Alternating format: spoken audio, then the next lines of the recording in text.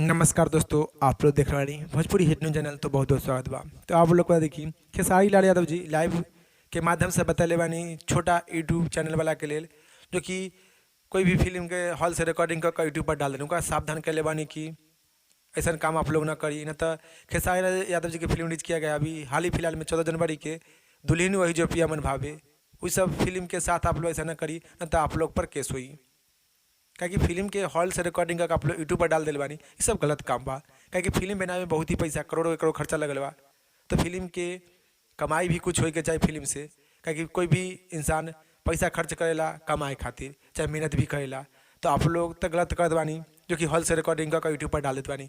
तो उसके लिए जो कि खेसारी लाल जो कि लाइव के माध्यम से बतले बानी कि अगर आप लोग पकड़ा जाए तो करोड़ों के करोड़ों जुर्माना लगी और जेल हुई। आप कहूँ से दई, खेत बेच कर दई, चाहे जहाँ से भी आप लोग के जुर्माना देवे के पड़ी। तो बाद में आप लोग ना कम से खेसारी लाल के फिल्म के साथ डाल ली, तो ये सब हो गया बा। तो आप लोग के सावधान कैले बानी, अब तक के लिए आप लोग कैले बानी, तो उ सब अब न करी। कहीं खेसारी लाल जी खुद लाइव के माध्यम से बात के समझाइले बानी। आप लोग फुल्ली लाइव वीडियो देखना चाहते बानी तो आप लोग हमनी के न्यूज़ चैनल पर जाकर देख सकते बानी, अहिर पप्पू लाल यादव ऑफिशियल जो कि यूट्यूब चैनल बा, और फुल लाइव वीडियो आप लोग के खेसारी लाल यादव के देखे के मिली।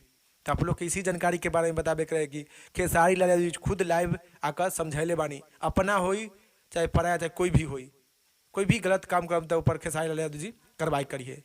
कहीं फिल्म बनाने में पैसा खर्चा होला, आप लोग के भी मालूम बा। कहीं खेसारी लाल के फिल्म दुल्हन वही जो पिया मन भावे जो कि लंदन में शूटिंग होला, बहुत ही महंगा बजट के बाद भोजपुरी के अब तक के फिल्म सभी से महंगा बजट की फिल्म बा। अब तक ऐसा फिल्म न बनल बा। अगर न आप लोग के विश्वास, आप लोग भी सिनेमा घर में जाकर देख सकत बानी, दुल्हन जो पिया मन भावे बेहतरीन फिल्म बा कि न। तो आप लोग ऐसा घटिया काम न करी से हॉल में से रिकॉर्डिंग करके फिल्म यूट्यूब पर डाले पर अगर पकड़ा जाए तो आप लोग के खेत बेच कर जहाँ से भी आप पैसा दी, जुर्माना देम लाखों करोड़ों, और जेल होई तो होबे करी। तो इस जानकारी के बारे में आप लोग का राय बा, का विचार, आप लोग जरूर नीचे कमेंट बॉक्स में रखते हैं। फिलहाल में इतने, फिर से मिलेंगे अगले वीडियो में अगले न्यूज़ के साथ।